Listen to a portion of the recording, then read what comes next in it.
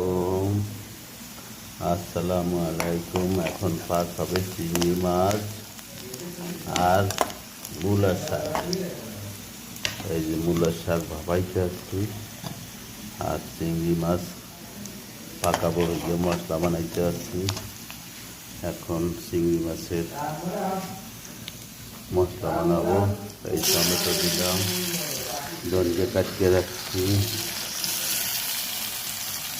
Tomato দিয়া টমেটোর পরে এখন দিচ্ছি হলুদ, হালকা হলুদ দিয়া কষাবো।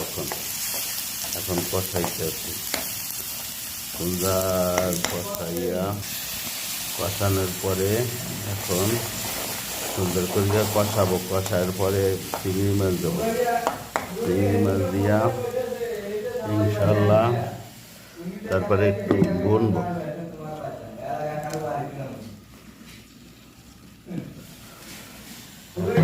একটু কাল কষাবো,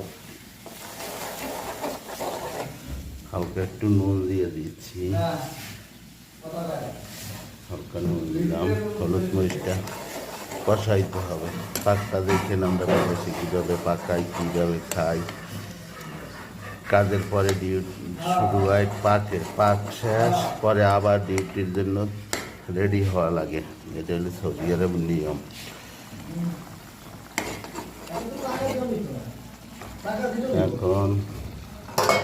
এখন দেবো চিংড়ি মাছ।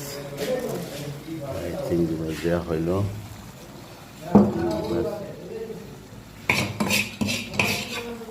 মাছ দিয়া সুন্দর কষাবো। চিংড়ি মাছ ভুনা হবে,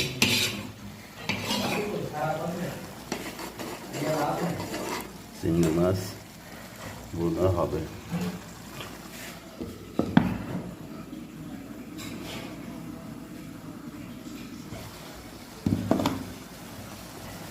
একটু ধনিয়া দিয়া তারপরে নামাই দেবো। এই দিয়েছি।